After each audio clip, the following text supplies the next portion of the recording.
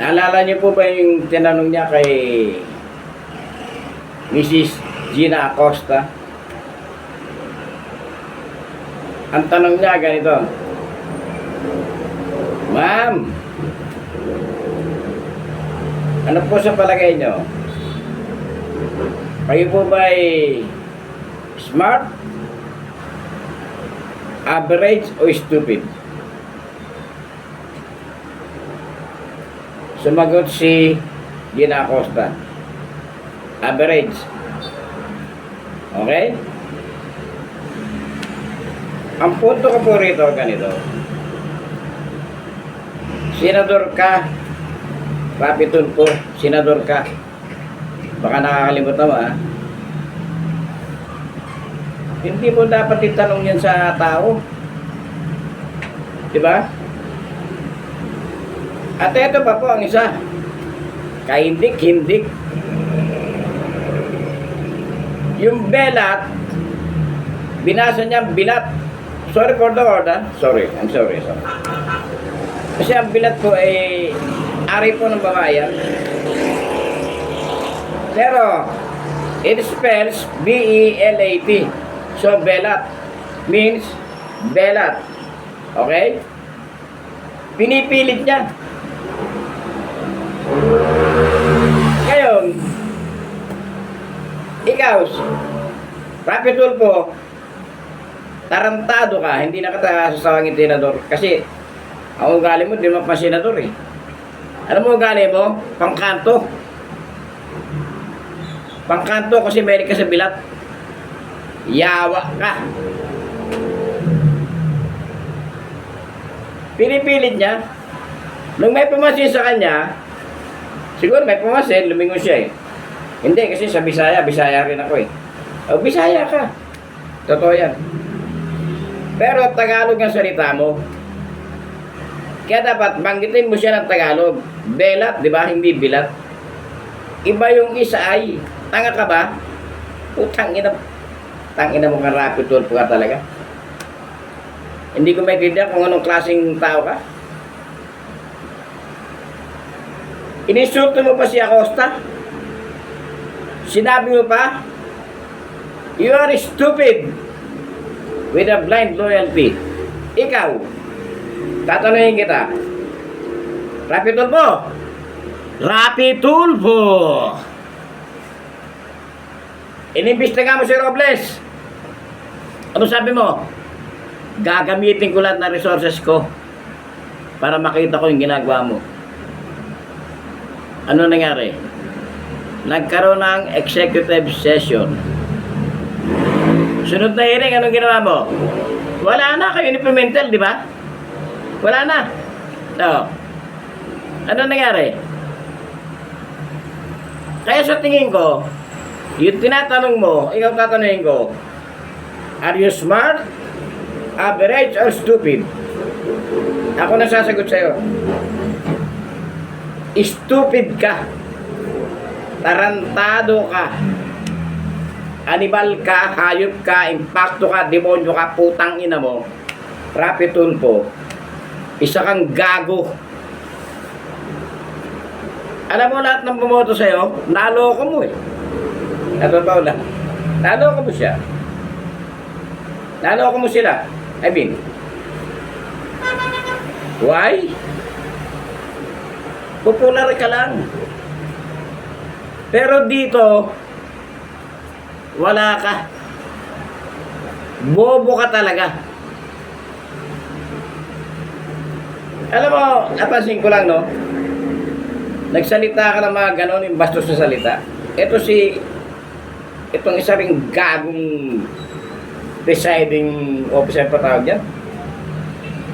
Si Chis Escudero. Hindi niya man lang inawat. Sir, Chis Escudero. Babae po si Ma'am Acosta.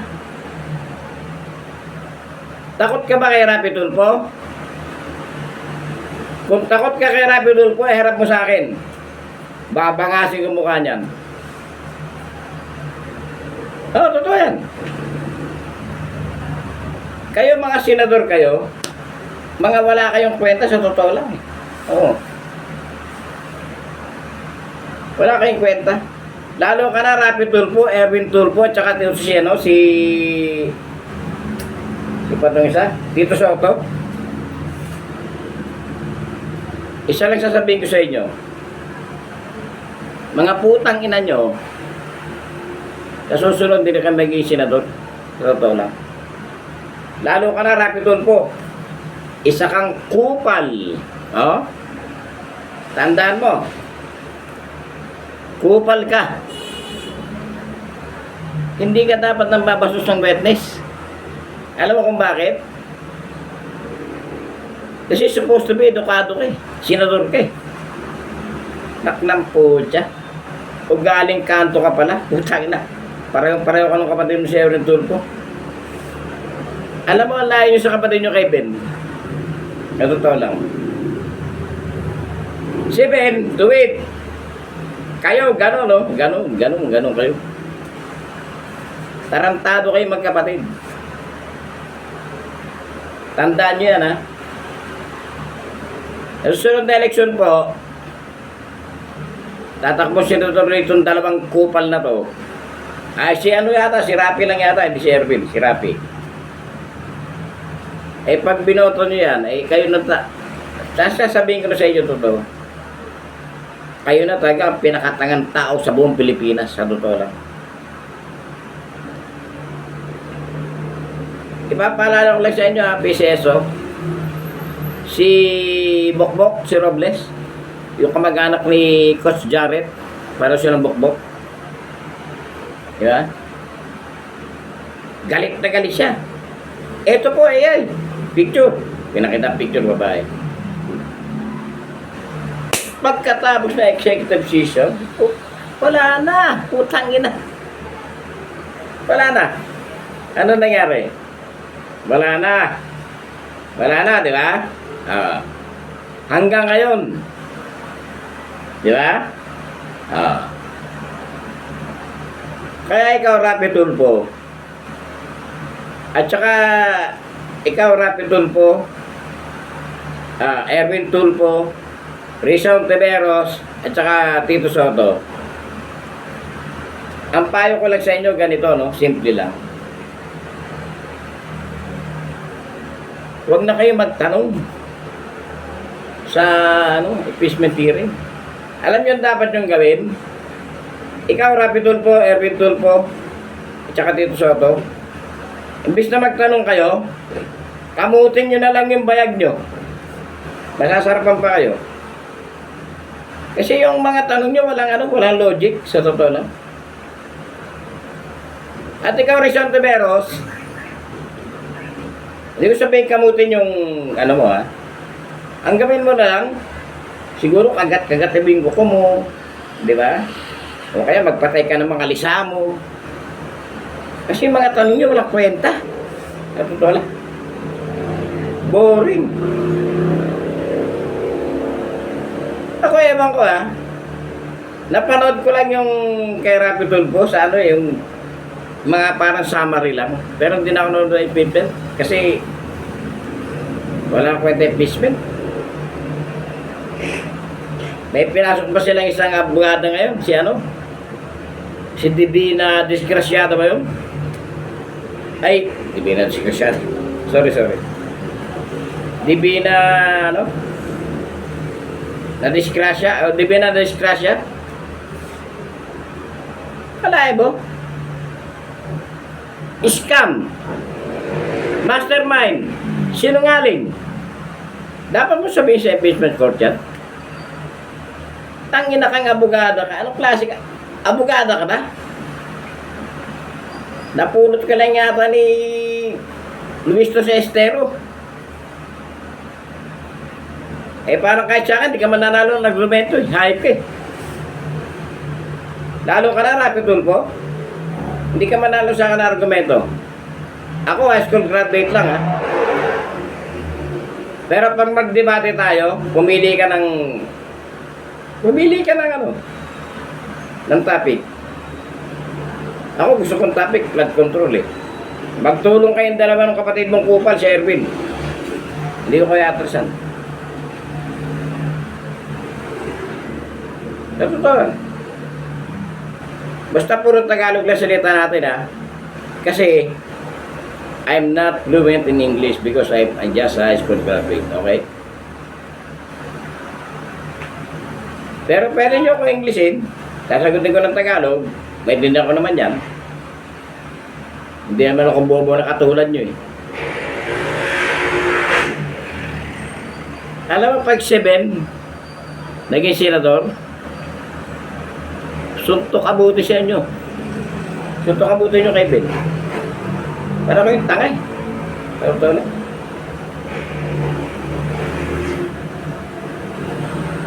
Alam mo, Rapi Tulfo, matagal na akong gigil na gigil sa'yo, putang ina, sa totoo lang. Matagal na akong gigil na gigil sa'yo. Kasi ang kaya mo lang, mambastos. Di ba? Ang kaya mo lang, kamag-anak mo ba si Vice Ganda? Ha? Kasi ang kaya mo lang mga insulto, mambastos eh. Si Vice Ganda, ganyan attitude, di ba? Oo. Siguro kamag-anak mo si Vice Ganda. At ito naman siligutan na, oy, Barbie. Barbie, ligutan. Hindi po scam si Bibi Sara. Kayong prosecution ng scam. Anong napatunayan nyo? Meron ba? Wala pa. Di ba? Ano? Meron ba? Wala. So, ano gagawin natin? Alam mo, cheese. Cheese! Keso! Hindi ko alam kung anong klaseng keso ka. Kung gawa ka ba sa ibang bansa o gawa ka rito, ewan ko. I-dismiss mo na yung kaso na yan. Alam mo kung bakit? Ang confidential fund, appealable. Let's say, nagkakaso. I-appeal sa Court of Appeal. I-appeal sa Supreme Court. Hindi pa tapos yung ano na yan eh, yung desisyon na yan eh. Dapat, dinidismiss mo na yan. Ilipat mo sa ibang article, kung mayroon mang ibang article. Wala na yan. Bobo ka rin eh. Akala ko yung keso pampatalino, isa ka rin bobo. At saka sa susunod na, Mr. Cheese Escudero. Alam mo kayo, mga putang ina nyo, hindi ko na kayo tatawagin senador. Puro kayo ano eh, puro kayo scam. Kayo ang scam eh. Alam mo, Mr. Cheese Escudero, pag may nagsalita ng bastos sa mga senator judge, dapat awatin mo. Kupal ka. Nagsalita ng bilat, hindi bilat yun. B-E-L-A-T. Belat. Belat. Ha? Hindi mo inawat? Takot ka kay Rapi? Ako hindi ako takot kay Rapi.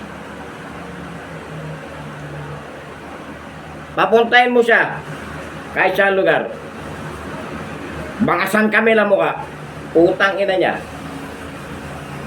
Oo. Pipigayin ko bayag niyan. Pukin ang ina yan.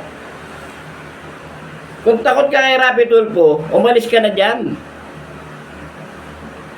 Ibigay mo na kay Lito Lapid yung pagiging presiding judge. Presiding officer. Kasi mas maganda pa si Lito Lapid. Pag nagsabi, pukpuk lang ng pukpuk yan, hindi na magsasalita. Ikaw nagsasalita ka pa. Pero na magsalita si Rapi Tulfo ng bastos, wala kang ginawa.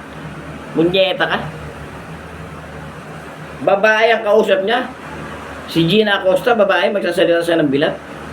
Hindi naman bilat yun. Belat. Tanda mo, Cheese Escudero, belat.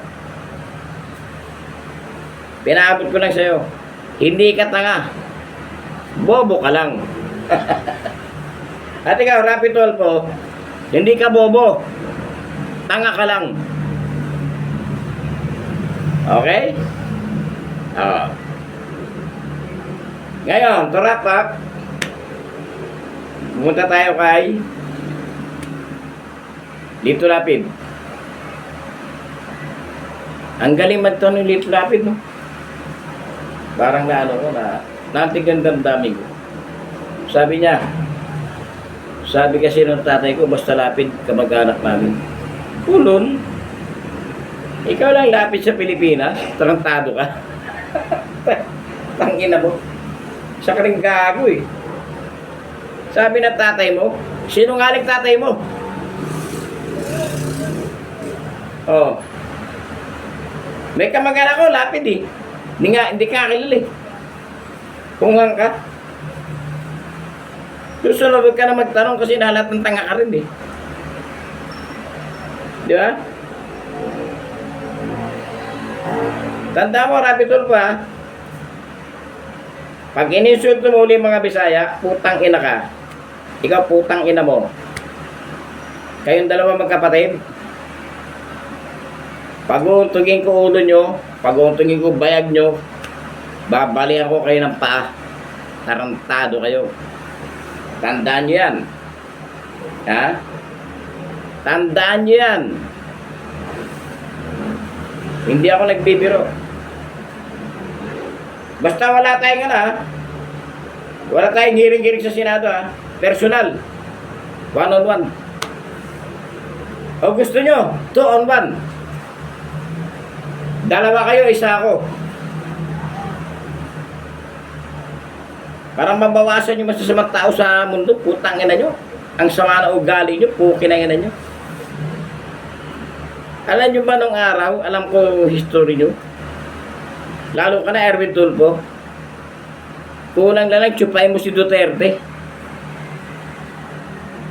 Kaya lang siguro nalaman mo sobrang laki ng titi niya, hindi mo kaya tsupain. Lumipat ka kay Marcos kasi medyo maliit yung titi niya, di ba? Ulul ka. Ikaw na Erwin Tulfo, ganyan ka, di ba? Oo. Alam mo, bilib ka kay Ben eh. Kay Ben sa kapatid nyo. Hindi siya bumaliktad hanggang ngayon, Duterte siya eh. Pero kayong dalawa, putang ina nyo. Alam nyo, pag binaha yung bahay nyo, hindi kayo niligtas yung maleta nyo. Malulunod pa rin kayo. Masama yan. Maraming binabangungot yan. Hindi threat to Sinasabi ko lang. Reminder lang. Maraming binabangungot yan yung mga yung nag-iisip ng malalim. Binabangungot yan. Ito, parang biro. Kaya, susunod po ulit Oy! Shoutout po sa mga banateros, sa bisdakeros, at sa Birada Aguila nila Boss Badong Aratilis, Pabasang Loyal, Kabisdak, at saka kay sino isa? Hindi ko nalala isa. Si BMR TV. Salamat po. Uli. Shoutout din po kay kay third floor. Salamat po.